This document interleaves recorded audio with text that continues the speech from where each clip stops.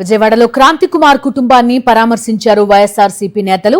Krishnalanka CI Nagaraju వేధింపులు భరించలేక క్రాంతి కుమార్ అనే యువకుడు ఆత్మహత్య చేసుకున్నాడు. వైఎస్ఆర్సీపీ నేతల బృందం బాధిత కుటుంబాన్ని పరామర్శించింది. కుటుంబ సభ్యులను ఓదార్చి ధైర్యం చెప్పిన నేతలు వారికి అండగా ఉంటామని భరోసా ఇచ్చారు. తన కుమారుడి మృతిపై తీవ్ర ఆవేదన వ్యక్తం చేశారు తండ్రి వెంకటేశ్వరరావు. తన కుమారుడికి న్యాయం చేయాలని కోరుతున్నారు.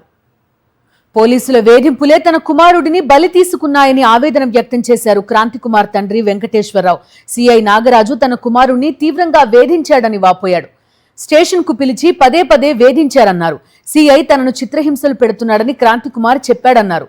గతంలో తన కుమారుడితో సీఐ బూట్లకు పాలిష్ చేయించుకున్నాడని ఆవేదన వ్యక్తం చేశారు. క్రాంతి కుమార్ కుటుంబ సభ్యుల్ని పరామర్శించిన అనంతరం వైఎస్ఆర్సీపీ నేత సుధాకర్ బాబు మాట్లాడుతున్నారు. లైవ్ చూద్దాం.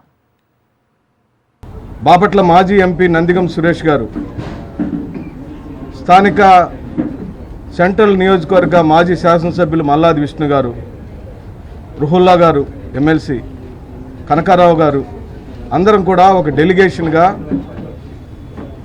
మా సోదరుడిని వారి కుటుంబాన్ని పలకరిద్దామని వచ్చాం. ఓ బాధ్యత కలిగిన రాజకీయ పార్టీగా, ఓ సామాజిక సేవకుడిగా, జాతి ప్రయోజనాల కోసం సుదీర్ఘ పోరాటం చేసిన వెంకటేశ్వర్లు అన్న కుటుంబానికి జరిగిన అన్యాయాన్ని వైఎస్ఆర్ కాంగ్రెస్ పార్టీ తీవ్రంగా ఖండిస్తుంది. ఏమి రాజ్యం నీది చంద్రబాబు నాయుడు? ఎందుకు నీకు మాలలంటే, మాదిగలంటే, రెల్లి కులస్తులంటే, అణగారిన వర్గాలంటే ఏహే భావం? నువ్వు కేవలం మాదిగలను, మాలల్ని చంపడానికే అధికారంలోకి వచ్చినట్లుగా కనపడుతుంది. నా సోదరుడు క్రాంతి చేసిన నేరం ఏమిటని అడుగుతున్నావు. ఎందుకు ఇంటికి పదే పదే పోలీసులు పంపించావు చంద్రబాబు నాయుడు అని అడుగుతున్నావు. ఇక్కడ స్థానిక సిఐ నాగరాజు, సిటీ కమిషనరు, డీజీపీఓ కేవలం చంద్రబాబు నాయుడు ఆడించే ఆట బొమ్మలే కానీ పూర్తి బాధ్యతను మేమేమి వారికి అంటగట్టడం లేదు. ఇది పూర్తిగా చంద్రబాబు నాయుడు, లోకేష్, పవన్ కళ్యాణ్ ముగ్గురు కలిసి చేసిన హత్యలు ఇవి. ఎందుకు క్రాంతి కుమార్కి రౌడీ షీట్ వేశారు? ఆ రౌడీ షీట్ ఆధారంగా మా వాడిని నేర ప్రవృత్తిలోకి లాగాలని ఎందుకు పదే పదే ప్రయత్నం చేశారు? ఎందుకు గంజాయి అమ్మి కమిషన్ని సిఐ అడుగుతున్నాడు? సిఐకి కావాల్సిన బెదిరింపులను మావాడితో చేయించాలని ఎందుకు ప్రయత్నాలు చేశాడని ఈ సందర్భంగా మేము అడుగుతున్నాం. ఏమయ్యా సిఐ, నీ బూట్లు మా క్రాంతి బూట్ పాలిష్ చేయాలా?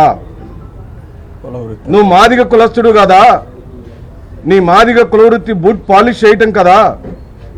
బూట్ పాలిష్ చేయటం నీ వృత్తి అయినప్పుడు నా బూట్ పాలిష్ చేయడానికి ఏమిటి అని అడిగిన నాగరాజుకి చెమడాలు ఒలుస్తామని చెబుతున్నాం. బూట్ పాలిష్ చేయటమే కాదు, మాకు ఇంకొక వృత్తి కూడా ఉంది. అది చర్మం ఒలిచే వృత్తి. ఆ చర్మం ఒలవటం అనేది మాకు వెన్నతో పెట్టిన విద్య.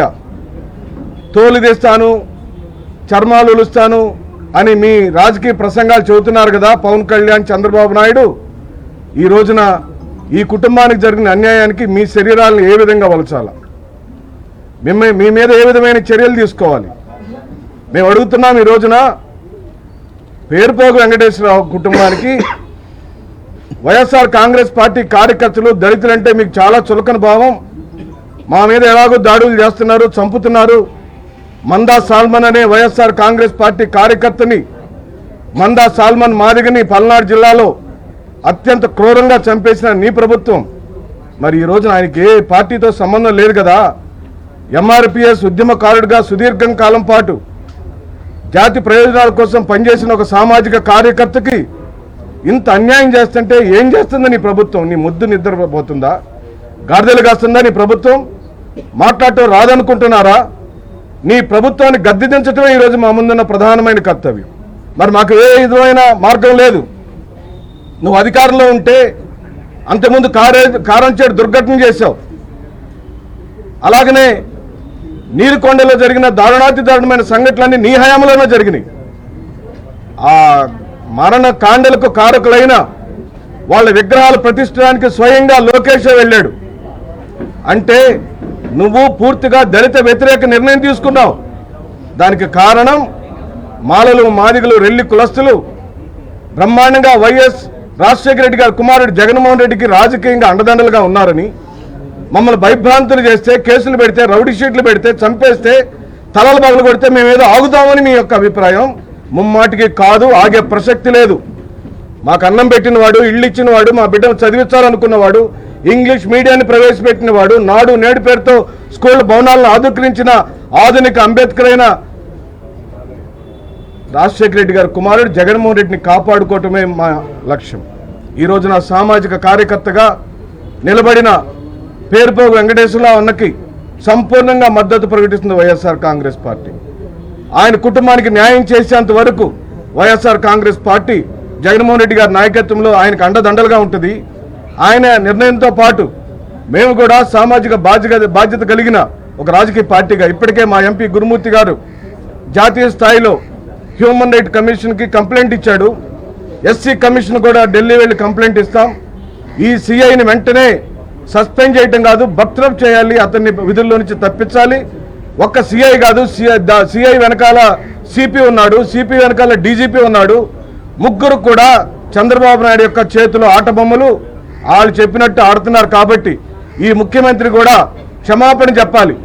మాదిగ జాతికి క్షమాపణ చెప్పాలి, దళిత జాతికి క్షమాపణ చెప్పాలి. పదే పదే మాదిగల మీద జరుగుతున్న దాడిని ఇంతటితో ఆపమని ముక్త కంఠంతో నేను, నాతో పాటు వచ్చిన వాళ్ళందరం కూడా డిమాండ్ చేస్తూ సెలవు తీసుకుంటున్నారు.